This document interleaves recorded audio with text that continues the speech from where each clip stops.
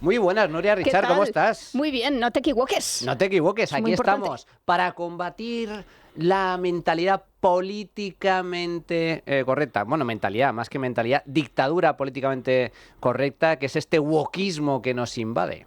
Frase de cabecera, me acompaña cada día.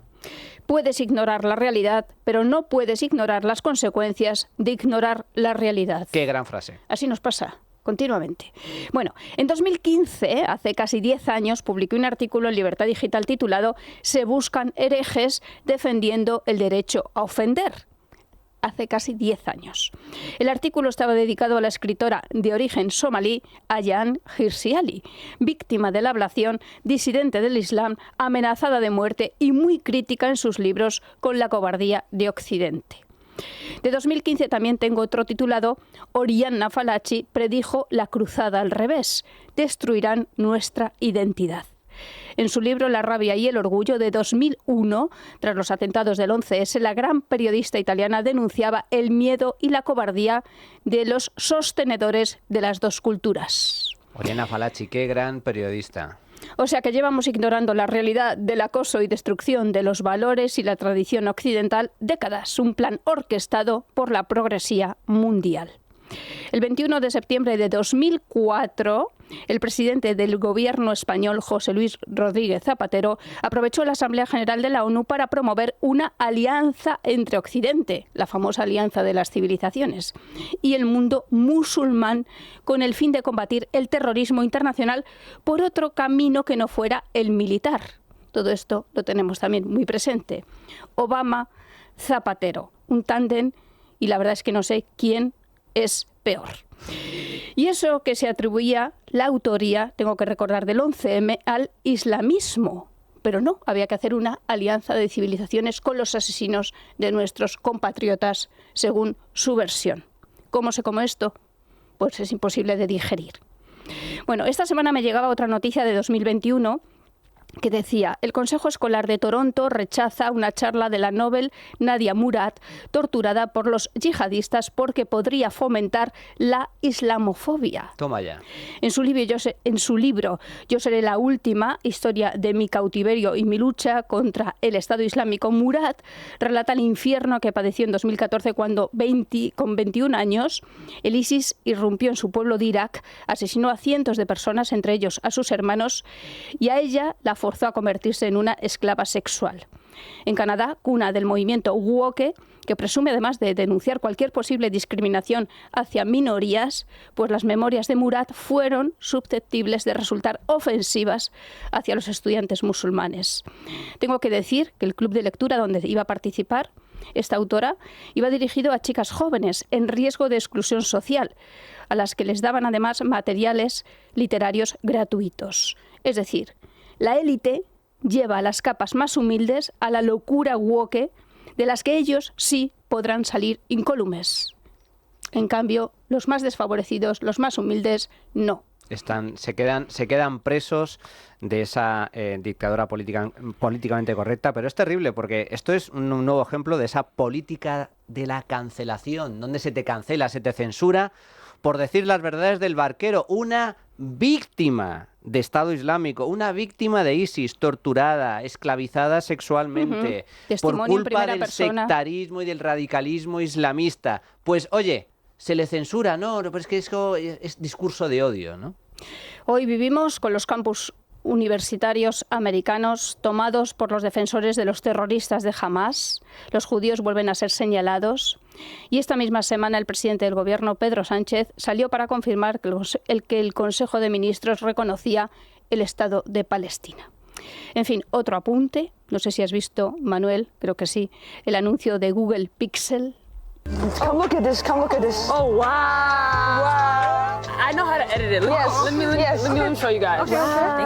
Dicen las protagonistas. Bien, Google Pixel es una línea de teléfonos con cámara de alta calidad y el anuncio está protagonizado por 3 chicas vestidas con hijab, es decir, con largas túnicas negras y capucha ajustada a la cabeza, jugando al baloncesto en lo que parece una cancha de una universidad norteamericana. ¿Qué vende este anuncio? ¿A quién va dirigido? En fin, es mentira que las mujeres musulmanas puedan jugar al baloncesto, ni siquiera conducir, ni siquiera, en muchos casos, ir solas al médico. Sí, por no poder, no pueden ni siquiera vestirse libremente, porque están obligadas por su religión a estar tapadas. No pueden enseñar el pelo, no pueden enseñar los brazos, lo único que pueden enseñar es la cara y, como bien sabemos, en algunas regiones, como por ejemplo Afganistán, donde gobiernan los talibanes, están cubiertas desde la cabeza hasta los pies. Así Bueno, es. eso es lo que pretenden vender en Occidente y le dan esa capa de admiración y de respeto cuando Eso son es. absolutamente víctimas también de ese tipo de opresión cultural, religiosa, por la cual no pueden decidir libremente. Un barniz, desde luego, de mentira.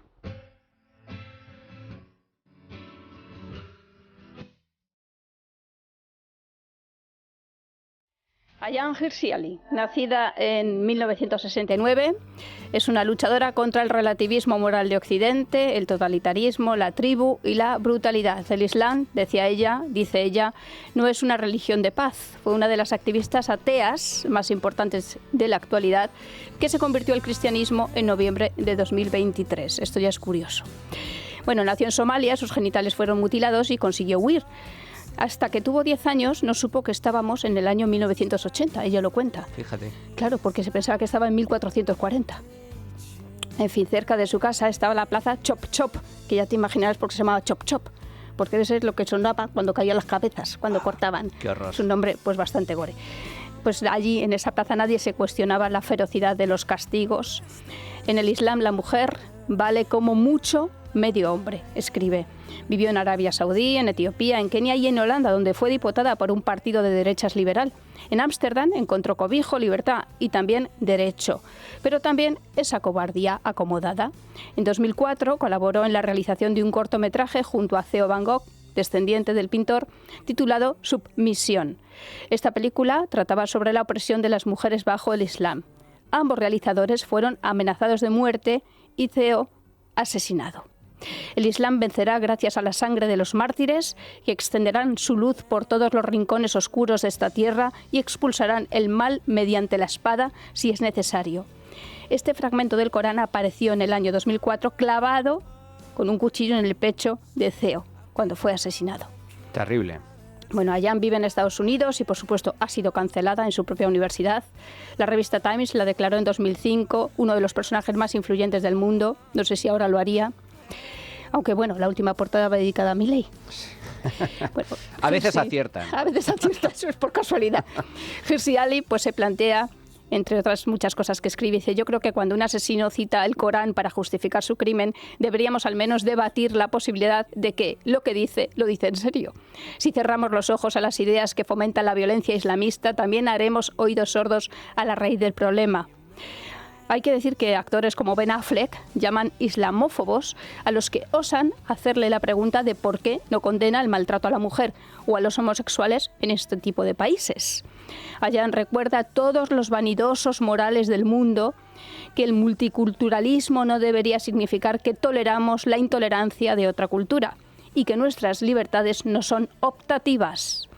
La situación que dibuja es la del suicidio cultural de Occidente.